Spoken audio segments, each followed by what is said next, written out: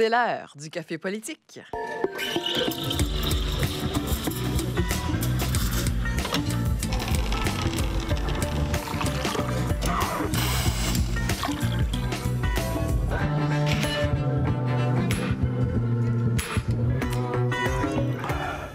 Autre vendredi, autre Café politique avec mes collègues que je joins avec plaisir. À Fredericton, dans la capitale, notre collègue de CBC, Jacques Poitras. Bonjour, Jacques.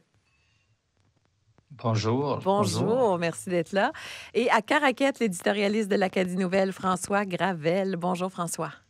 Bonjour, Martine. Cette campagne électorale extraordinaire qui se poursuit. Je pense à la journée de mercredi là, avec la nouvelle du jour qui était les liens du libéral Mark Carney avec les paradis fiscaux. Et soudainement, il a fallu une déclaration comme ça de Donald Trump pour que tout change, que tout disparaisse. C'est incroyable. On n'est pas au bout de nos surprises, j'ai l'impression. Oui, quand on dit que c'est inédit là, comme campagne, oui, ça ressemble à aucune autre, en tout cas, que moi, j'ai couvert jusqu'ici. Alors, on va commencer avec notre premier café de cette semaine. Bon, Énergie Nouveau-Brunswick, c'est un sujet, c'est un boulet, je pense, pour le gouvernement Holt. Je vais commencer avec vous à Fredericton. Jacques, là, on apprend cette semaine qu'on va mener une vaste consultation. Une consultation sur l'avenir d'Énergie Nouveau-Brunswick. Et en même temps que ça, on constate une grogne dans la population sur l'augmentation des factures d'électricité. Absolument. Je pense que Susan Holt n'avait pas de choix que de lancer un processus de consultation. Puis ça semble que ça va être très élaboré avec des audiences publiques partout dans la province. Le chef du Parti vert, David Kuhn, exigeait une comité législative. C'est une option. Mais c'est clair que Mme Holt veut éviter ce qu'on a vu en 2009 lorsque le gouvernement Graham a annoncé cette vente potentielle de Énergie Nouveau-Brunswick sans aucun indice, consultation, discussion. Tout d'un coup, c'était annoncé. Et je pense qu'elle sait que ce n'est pas une option quand on parle de cette Société de la Couronne. Je pense, juste un peu à côté, cet épisode-là en 2009 était vraiment le début d'une époque politique au Nouveau-Brunswick. C'était le premier enjeu qu'on voyait sur les médias sociaux. L'Alliance des gens était née, des théories de complot étaient sur l'Internet. Mais aujourd'hui, vous savez que c'est probablement une bonne idée, mais il y a un risque aussi parce que si la population décide qu'il veut une gel sur leurs facteurs, disons, et que la question de la dette de 5 milliards de dollars est trop abstrait, est-ce qu'on va vraiment avoir une discussion de toutes les options réalistes? Si les experts rentrent dans ces salles de réunion-là puis disent « Laissez-nous vous expliquer avec notre expertise ce que vous ne comprenez pas à propos des enjeux », ça peut aller dans une mauvaise direction très vite. Je pense à les audiences de Poirier-Bastrage dans les années 80 qui sont devenues vraiment une scène de chaos. Alors, je me demande si la public peut arriver à un consensus et le gouvernement ne s'engage pas à suivre le consensus qu'on voit dans cette consultation. Alors, c'est quand même pas nécessairement une situation facile à régler, Absolument. Même avec beaucoup de consultations. Absolument. Puis François, c'est un peu le piège des consultations publiques, au fond, parce qu'il y a les décisions politiques devant une grogne de la population, comme je le disais, mais il y a quand même des gens qui en savent un bout sur l'énergie au Nouveau-Brunswick, là. D'autant plus, Martine, qu'on ne sait pas exactement ce que veut faire Susan Holt. Elle a mis plusieurs choses sur la table, y compris une possible vente. Mais on ne sait pas quel est l'objectif du gouvernement. On ne sait pas s'il arrive là vraiment avec carte blanche, une table rase, en demandant à la population de lui dire, bon, voici qu'est-ce que vous voulez. Est-ce qu'on veut convaincre? Est-ce qu'on veut de nouvelles idées? On ne le sait pas. Je trouve quand même que c'est une bonne idée, tout ce qui se passe là. Je relisais cette semaine mes vieux éditoriaux là, publiés en 2009-2010 quand le premier ministre libéral, Sean Graham, voulait vendre Énergie NB à Hydro-Québec. Et à l'époque, l'Acadie Nouvelle, on avait pris la décision d'appuyer dans nos éditoriaux l'entente en question. Mais une préoccupation que j'avais soulevée, moi et d'autres, c'est que Sean Graham n'avait pas de mandat. La décision de vendre avait surpris tout le monde. Les négociations s'étaient déroulées dans le secret absolu. Alors, j'ai l'impression ici que Susan Holt, peu importe ses intentions ici, là, ne veut pas commettre la même erreur. Je ne sais pas si elle veut vendre la Société de la Couronne. Je ne sais même pas si elle sait elle-même ce qu'elle veut faire présentement. Mais entendre la population, je crois que c'est une bonne chose. Les consultations publiques vont lui permettre de mieux voir l'état d'esprit de la population aussi dans tout ça, voir si l'opinion publique a évolué depuis 15 ans. Elle nous dit que tout est sur la table, y compris la vente, des partenariats, qu'elle veut entendre de nouvelles idées. Il y a quelques semaines, souvenez-vous, il y a un économiste qui avait suggéré de transférer une partie de la dette d'Énergie NB vers le gouvernement provincial, puis personne ne semblait vraiment y avoir songé au cabinet. Alors, il y a peut-être d'autres idées comme ça qui vont sortir pendant les consultations publiques, que ce soit de la population ou d'experts, justement. On ne sait jamais, mais une chose est sûre, et je le répète à chaque fois qu'on aborde le sujet ici, Énergie NB est en très mauvaise posture, elle est surendettée, ses tarifs sont en train d'exploser. Le gouvernement va devoir prendre des décisions. On passe au prochain café. Et on y arrive à la campagne électorale fédérale. Puis je vais commencer avec vous, Jacques Poitras, parce qu'on va faire ça en deux temps avec vous. Parlons de cette lutte dans Fredericton qui a commencé par une lutte qui a fini pas mal vite entre des candidats, des prétendants qui voulaient être candidats libéral dans cette circonscription. Puis la première ministre a appuyé celui qui est devenu candidat, David Miles. Situation très délicate au début d'une campagne avec trois candidats très crédibles. Un libéral de longue date, Ryan Sullivan, une autre libérale, Tyler Randall, qui est le mari d'un ministre dans le gouvernement Holt. Et là, une amie de Susan Holt et son mari, John David Miles, le chanteur, ami de longue date. Susan Holt disait qu'elle appuyait David Miles dans un sens personnel et non pas politique ou organisationnel. Mais quand même, est-ce qu'on peut séparer cette influence qu'un premier ministre va avoir sur ses militants? Là, David Miles était choisi par le parti. Apparemment, il n'y avait pas de temps pour un congrès d'investiture. On peut faire l'argument. Mais il y a des libéraux à Fredericton qui ne sont pas à l'aise avec comment ça a été fait. Stephen Horstman, ancien vice-premier ministre dans le gouvernement de Brian Gallant et un candidat pour Susan Holt en octobre, disait sur les médias sociaux que c'était pas vraiment démocratique comment ça a eu lieu. Alors, ces affaires-là, s'il y a une vague libérale dans les élections, ben c'est pas un problème pour le candidat. Si c'est très serré à Fredericton, 200 ou 300 militants libéraux qui sont pas contents peut jouer un rôle dans la vote, dans les résultats. Absolument. Maintenant, allons voir dans Saint-Jean avec vous, François Gravel, parce qu'il y a une petite controverse chez les conservateurs. J'aime dire, Martine, qu'il n'y a pas une campagne électorale fédérale au Nouveau-Brunswick. Il y en a 10, une pour chacune des 10 circonscriptions fédérales dans notre province. Et Jacques vient bien de l'expliquer là, pour ce qui se passe à Fredericton, au Romocto. Il y a des endroits où il n'y a pas beaucoup de suspense, bien sûr. À Beauséjour, c'en est une avec Dominique Leblanc. Là, il y a Acadie Bathurst, d'où je vous parle ce matin, à Caraquette aussi. Hein. Mais il y a des luttes très intéressantes. Et l'une d'entre elles, c'est à Saint-Jean-Kennebecassis, avec, d'une part, le député libéral sortant fédéral, Wayne Long, qui est de retour, même s'il n'est jamais parti. De retour parce qu'il avait annoncé sa retraite de sa vie politique avant de changer d'idée à la suite d'une conversation avec le nouveau chef Mark Carney. Mais aussi, du côté des conservateurs, il s'est passé des choses intéressantes ici. Le parti croit en ses chances de l'emporter. Il croit à ses chances de l'emporter à chaque élection fédérale, en fait, à Saint-Jean, souvent pour se casser les dents contre M. Long. Dans ce cas-ci, il y a controverse. Là aussi, l'Assemblée d'investiture, comme à Fredericton, a été annulée.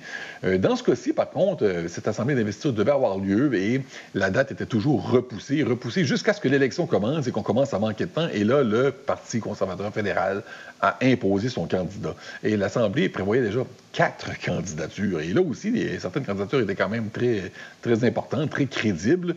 Et dans ce cas-ci, c'est la candidate Melissa Young, qui est originaire de la région, mais qui travaillait en Ontario, qui a été nommée. Ça a causé la zizanie avant que tout ça se produise, quand que la présidente de l'association de circonscription a vu qu'est-ce qui se passait, elle a remis sa démission.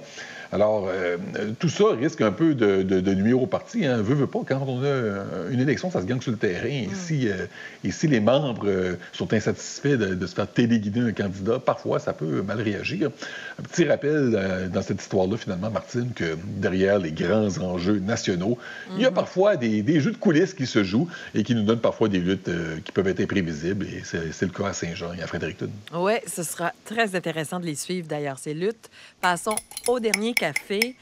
Bon, il est désormais convenu de l'appeler la maladie neurologique non diagnostiquée. Du nouveau, dans ce qui touche des dizaines, des centaines de Néo-Brunswickois, cette maladie, des enquêtes qui se sont arrêtées momentanément, une ingérence ou pas du politique, une reprise de l'activité. Je vais commencer avec vous, François, en ce qui a trait à ce dossier important.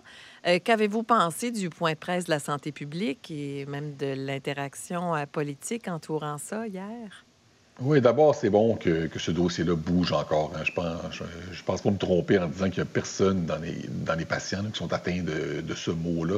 Et je pense pas qu'il y a personne qui était satisfait de la conclusion de la première enquête à propos de ce qu'on appelait avant la maladie mystérieuse, mais qu'on doit maintenant appelée, comme vous l'avez dit, maladie neurologique non diagnostiquée.